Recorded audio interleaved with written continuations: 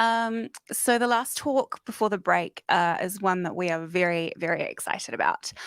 We have the three co-founders of IDIA, so that is Indigenous Design and Innovation Aotearoa, which is a centre of excellence for Māori and Indigenous design. Please welcome Dr. Johnson Witihira, John Moore, and Miriam Barbarich. Fun fact, the IDIA team was originally created because Miriam and John offered to let Johnson use their office while he was getting a PhD, and he just never left. Over to you guys. Kia ora tātou, ngā mihi o te ahi nei.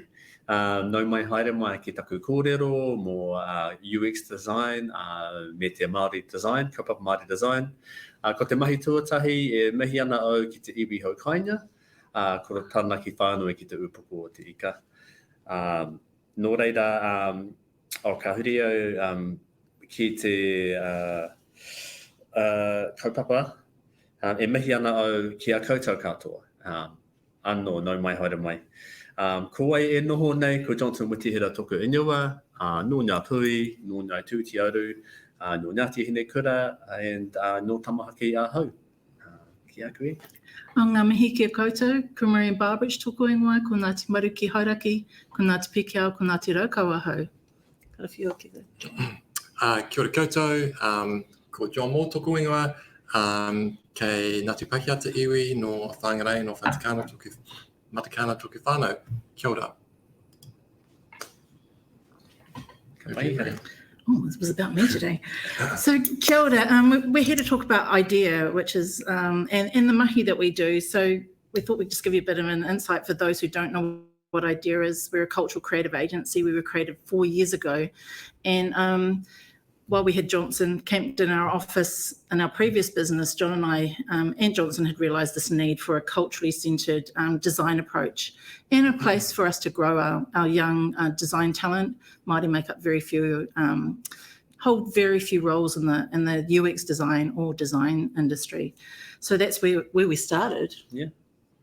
Then Honey's going to just give us a little brief on how we've designed today's talk and kind of how we're going to go through. Yeah, we thought that, you know, the way that we like to do things is as a group. So we realised that three talking heads can be a little bit overwhelming. So we thought we might change things up a little bit. I've got the unique position, I guess, here at IDEA, as you can see in the image and the people around me, of being the other in our organisation, the minority, the only non-Māori person in the organisation. And that's both a privilege and a challenge, but it does give me I guess the unique opportunity to kind of observe the differences in working in mainstream organisations as I have for the last too many years, and in our previous agency as well that Mary mentioned, experience.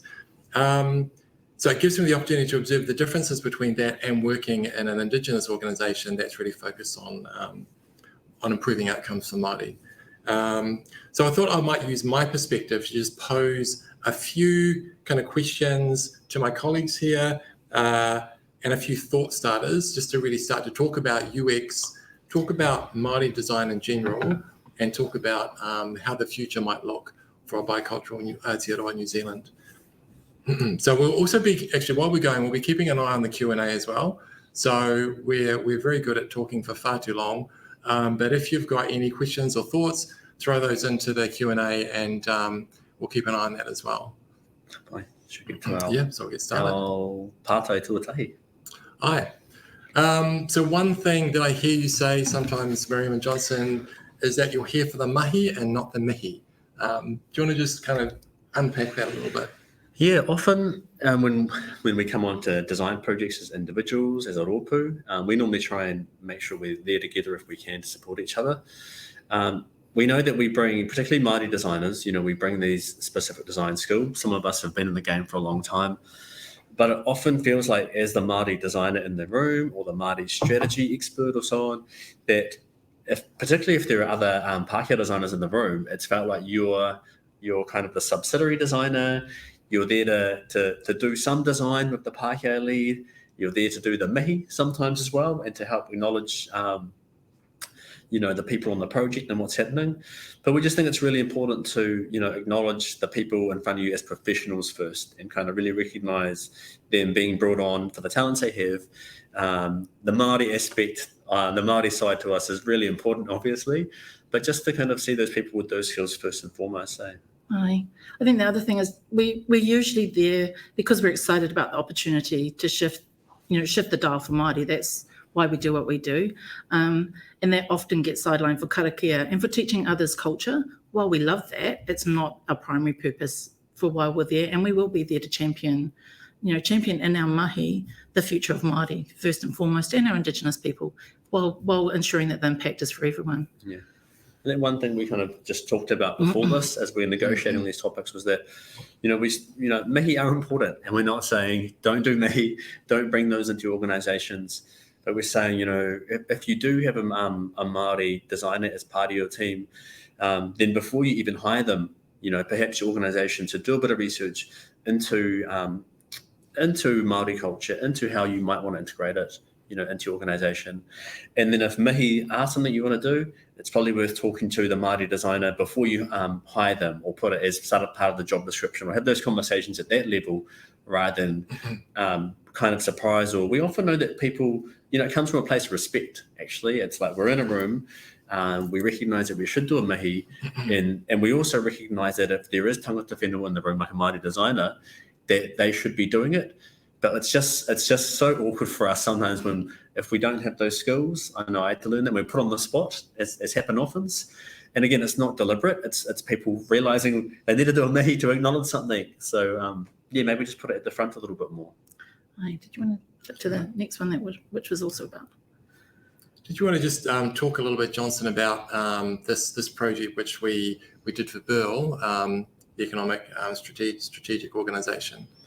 Yeah, we just thought that this was, one good little example of where Māori led the design, and we weren't kind of attached to the side of the project. We weren't brought on after. Often that's kind of the fact, as a project starts and then they realise they need a Māori component, even though, or the research organisation Bill themselves have some Māori leadership.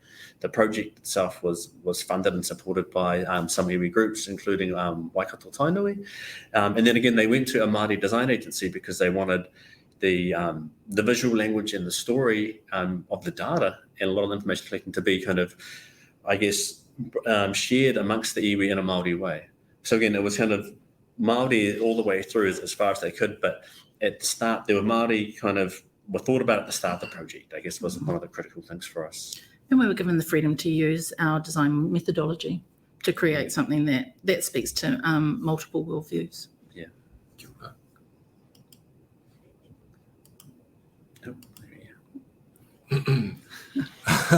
This is, I guess this is a response, I think, as I understand it, to that question about Māori engagement, but what do Māori think? What's the Māori view on this? So, give us your thoughts here. I know this is a pet one. This is a little bit of a trigger within the office. So I think it's sort of high on our list. For some people who might know me, I'm known for saying the world according to Miriam. And I say that because I have unique lived experiences. Johnson has different ones, also obviously John. But our Māori tongue is very different. I'm from Waikato, from Hauraki, from Te Arawa, which is definitely different to Whanganui and Ngāpuhi. So our worldviews are different. The way that we speak is different. All of that context is really, really different. So speaking to me is not speaking for Ngāpuhi. Speaking to Johnson is not speaking for Kaitahu. So we're really, really clear on that. We have to speak to the audiences. Go out and have some cups of tea with them, share some time, build the trust to get to understand what they truly need. And we, time and time again, we are not the substitute for the Māori world. Yeah. And again, it's we hear this question. We hear, what's a Māori way to design this? What's a Māori approach to this come up often. And again, it's irksome for us when it comes to us as individuals. And our response is we can only give a generalised response. We're happy to explore those things, on behalf of Māori and try and find out what those are. But I think at the higher level, this question, this statement for us probably means thinking about your team before the question comes up. If there's a Māori component to the project, and if it's a project being undertaken in Aotearoa New Zealand, there's a high chance it is. Then when you need to be kind of considering this at the inception level of the project, rather than kind of as it gets down the layers and layers as the project moves on, and then we're like, we've built all these bits. Now what's the Māori way to do this bit, or to make this bit work? Just kind of, we want to push those questions back up to the top, I think. And I guess if we might have time a little bit later on, we talk about some of the UX processes, but I think it really does speak to some of the challenges with traditional UX processes around design, research, workshopping, etc. That the aspect of, the breadth, the 1,000 cups of tea, literally the 1,000 cups of tea, that often an engagement process will take, is quite a different mindset than to traditional UX. Which is kind of why we created the Cultural Integrity Scorecard. It's on our website. But we did this because we kept it, we were being asked to post-rationalise why Māori concepts had been used with no Māori in the room. And this gave us a great way to have conversations. And Johnson used it for the creation of your recent product design, just to see what did we know, who did Johnson and his team know on the product design, and who else needed to come in. Yeah, we also kind of created this because we used to get emails kind of once a week, once every 2 weeks of the email would read something like, I would like to give my product a Māori name, or I would like to design this thing kind of in a Māori way. And we wanted to respond to all the emails with as much integrity as we could, as we're busy like all you guys. So we kind of built this as a way for people to just do a quick take of their project. We found this is useful during and after as well. Like if you've done a project in the past and want to think, did we do that well? What were the gaps? Then this is just a quick pass, and we continue to build kind of tools like this to help others and to help ourselves. And I just noticed that Abby from Foodstuffs has asked, how do we recruit people to get a broader Māori perspective in our projects? Whakapapa is your best friend. So, Johnson and I, most Māori are related to many Māori. So by using the Māori network and by asking for friends and whānau, we can usually start in that place for recruiting those people to provide that different Māori perspective. And I think that's probably where we start in that process. One of the things too is that the way that we work, particularly with our larger clients, our corporate clients and our government clients, is when we embark on a large project, whether that be a UX project or a strategy project or a design project, we often say, what are you doing as the client to build the capacity and capability of Māori design? So quite often that might look like including some kind of scholarship or internship, either within your organisation or working alongside us within that project scope. So I think that's, there's lots of ways that we can work together and all be thinking about how we can grow the capability, because it is a real challenge. There's so few Māori designers, or just broadly in the kind of STEM sector. So it's an ongoing challenge, and we hear you.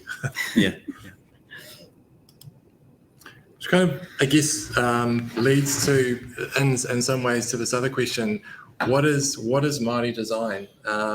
What does Māori design look like? And how do we do Māori design? I think this is once again a common question for us.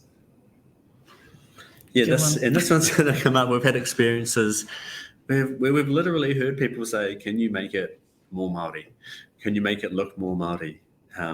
Which is, it's a very bizarre. It is a wow. It's a very bizarre question to hear sometimes.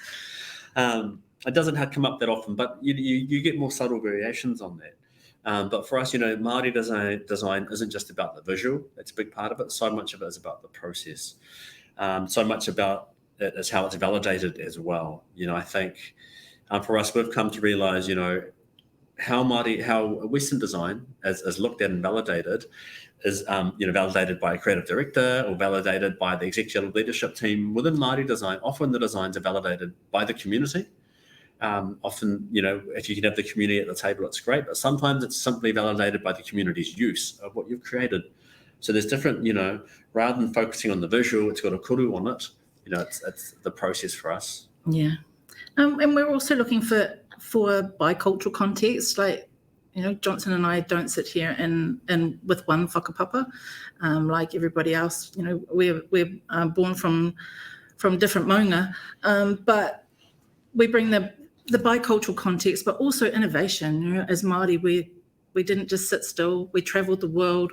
We innovated in every place we came to. So we're constantly trying to push the boundaries of what Māori design is. As Māori, we are the designers, so we can innovate in our own space, but we do that respectfully. It's why Johnson got his degree and your doctorate in design, so you could do that. So I could feel comfortable doing it. I know it's hard as a Māori designer, it's hard feeling comfortable doing Māori design. I went too far out to figure that out, doing a doctorate in Māori design. Not everyone needs to do that. I wasn't very connected to my marae or to my language growing up. So I needed to take a different route to feel comfortable with my Māoritanga. I know other Māori designers who were brought up with Te Reo Māori as their kind of language and going through kaupapa Māori. So they come to have been comfortable with Māori design in a very different way that I did. You don't need a PhD to do Māori design, but it was useful for me.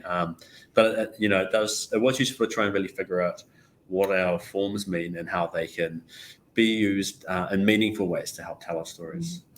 And I think it's coming up in the questions as well that when Johnson was in Europe learning Gestalt design, which was very pared back. Māori design is not that everything. Our people are designed, our house is designed, everything is designed, so our design will look different. And so when we're partnering with people to design new products, then it might not look the way that our client wants it or our partner designers might want it to look, but it needs to look how the people who use it want it to look. That's a good question too. Should we? I think we've got a question here which says, how do you deal with situations in which the Māori designs or vision or character of a product may not align with a lot of what designers, developers are used to? And we've been talking about this for a little while too, where when I first started kind of looking into Māori design, because I'd spent so long, I did my undergrad and masters in traditional graphic design, I had that lens that a lot of the Māori design I saw being produced by Māori, I saw it as being naff or unsophisticated or not executed very well. But as I've kind of come to appreciate it and move closer to my own Māori communities, those communities didn't have the same view on it. In fact, they thought those same designs, which I would have thought didn't look very good, they loved them. They thought they were really good. I used to kind of be derogatory, I guess, of, when I would see Māori logos, which would be created in the past, and they'd look very illustrative. As a logo designer, you're meant to make it really small and readable. And I'd see Māori designers doing these highly illustrative kind of logos. And I realized that actually it's simply just kind of a Māori take on design. And if it's being validated by the Māori community, it's not being validated by creative directors. It's the community who are going, that's our design, we love it, we'll put it on a hoodie. We might just talk to it. There's a couple of quick examples that we might give, which may kind of touch on some of the questions here about, is there such a thing as a Māori style of design? How do we include a Māori lens on the design that we do? And I think that part of that can be answered by a couple of these projects. This one in particular is the TVNZ America's Cup graphics that Johnson worked on. And I think, from what I observe, often the way that you can create a Māori lens is basically to include Māori beside you. You can't see what you aren't, if you know. Tell us about this one, Johnson. Yeah, so this project, we helped develop the Māori narrative and graphics that were used throughout the recent America's Cup, the one that was held in Auckland.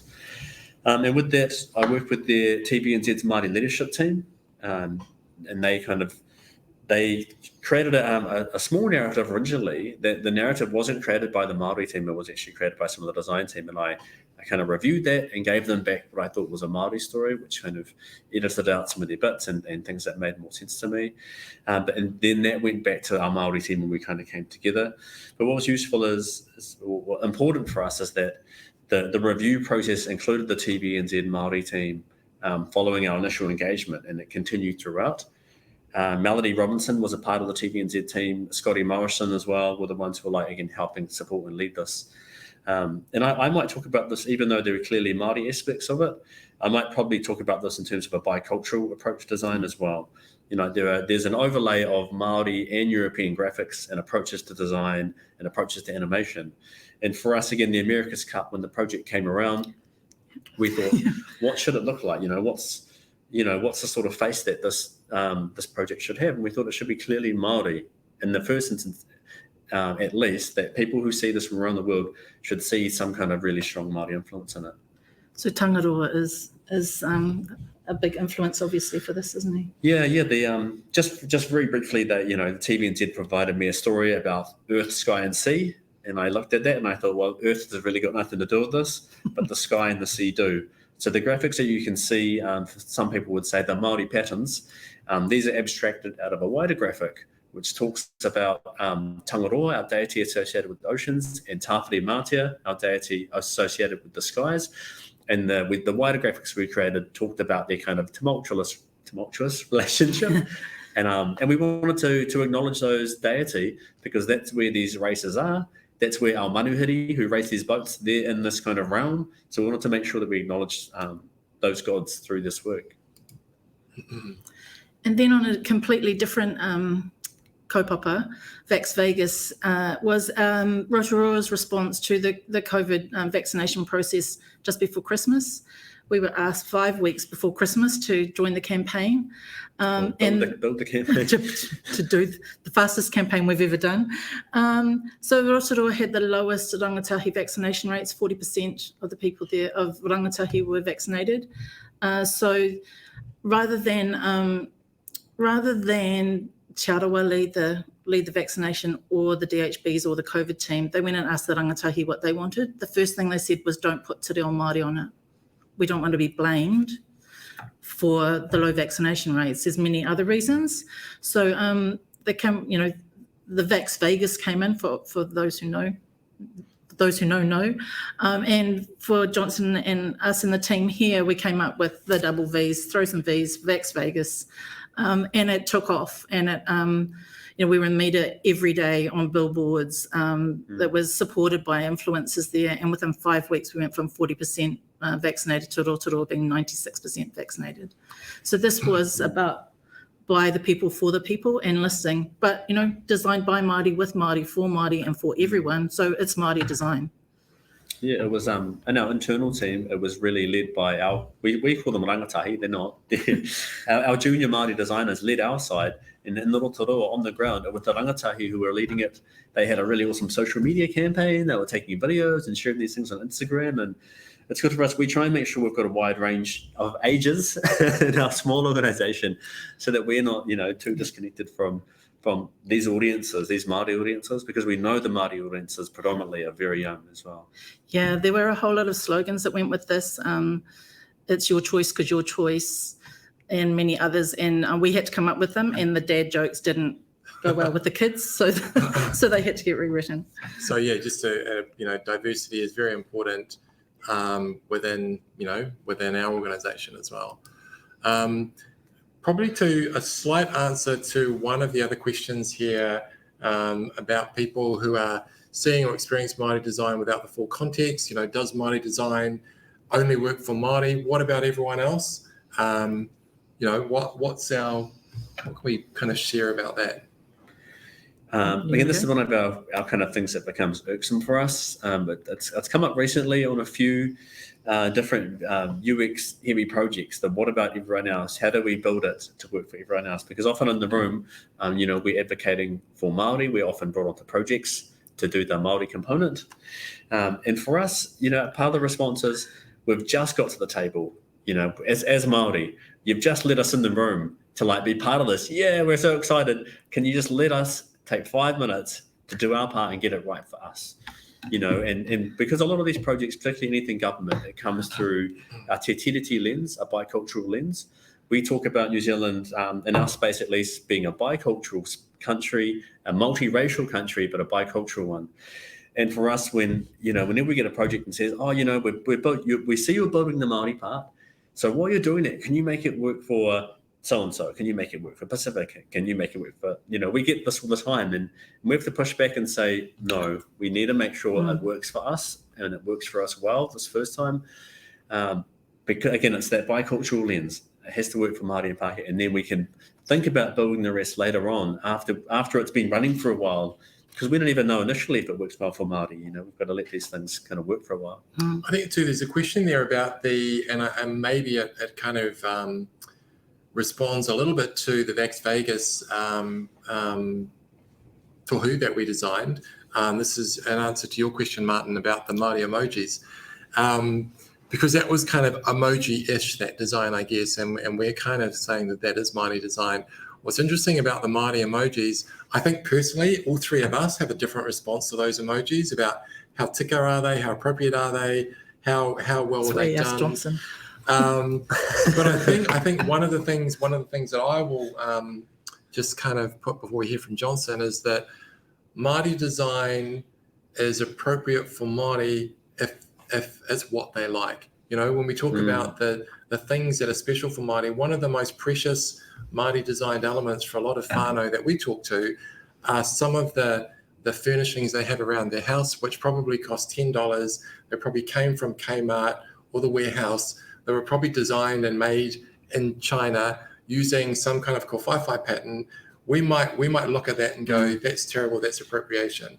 But for those whānau, that's a really bold, affordable way that they can embrace and kind of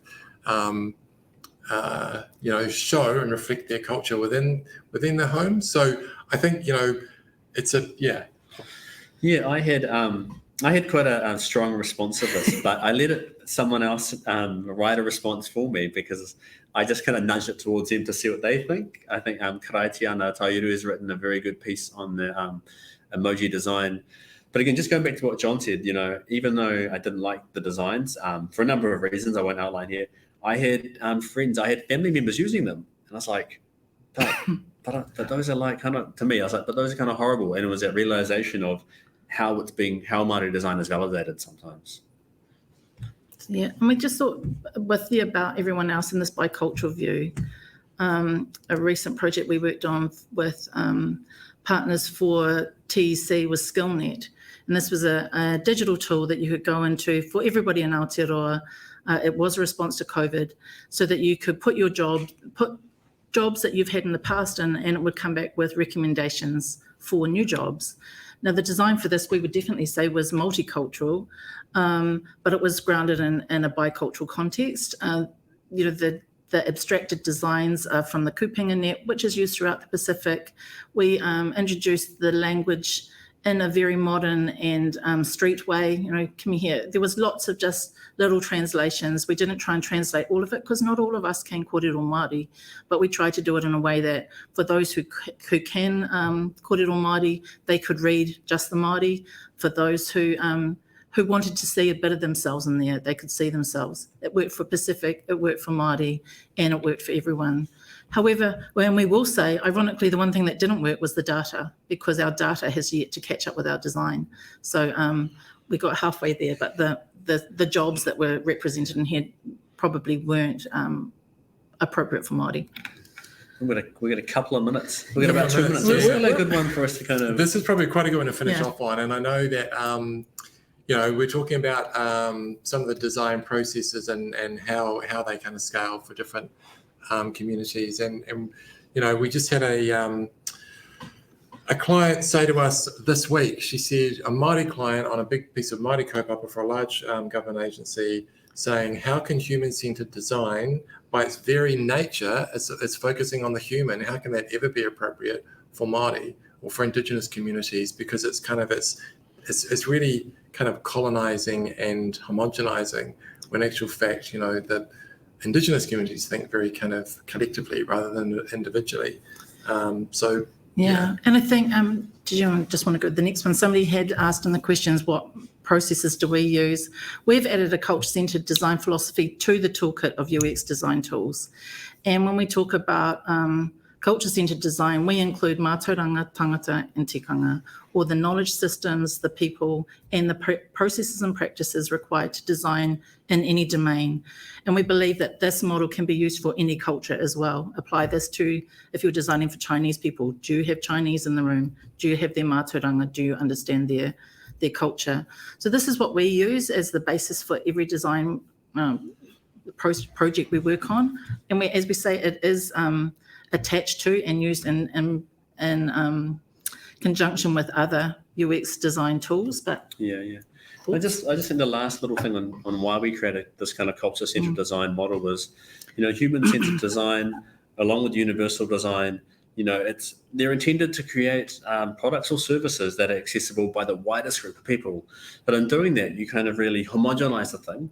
Whereas a human-centered design, a culture-centered design model, flips it. It actually goes, let's just focus on this culture to create something that works really well for them. We're not trying to make it work well for everyone, but we know in some contexts, particularly in Aotearoa, if things work well for Māori, that it tends to work well for everyone else, and it tends to have this kind of larger net positive effect on the rest of Aotearoa. John, did you just want to talk to the instinctive colonised? I think the and just to kind of talk through the various areas of this diagram, and I think this will be the penultimate slide, because I know we're kind of running short on time, is that often we have Māori designers, so we've got the tangata, and they may have their mātauranga around, or Māori who've got their mātauranga around who they are and where they come from. If they're not a trained designer, then I guess we would say that they have instinctive design talent. If you're a Māori who's been trained in traditional Western design process, but you're maybe not connected with your culture, and you don't have that mātauranga, then you're probably like a colonized designer. And that sounds crude, but it is, it's kind of where I was before I did my went into the. And then I guess if we look at the top two, if you've got design, which is being, using mātauranga, which is probably researched and learnt through books and research, and you've got the design talent, but you're not Māori, then it's probably appropriated design. So it's a really challenging future, really, for us when we've acknowledged the lack of Māori designers. So I think it's about working alongside Māori designers to ensure that you kind of complete the full circle, I guess. Yeah. And we are out of time. But we did think there were a few others, but we did think we would share. I was going to say the books. Oh, the books. Sorry. Some books to read before you start a project with Māori. If you haven't read these, they're probably really good ones to have on your shelf. They should be in every design studio in Aotearoa. And then just the last one was the babies, and just talking about who we're designing for. And I got this one in here because they're mine. But everything we do, we design as for the kids. They are our future. Our young designers are the future. Let them design. So kia ora. Yeah,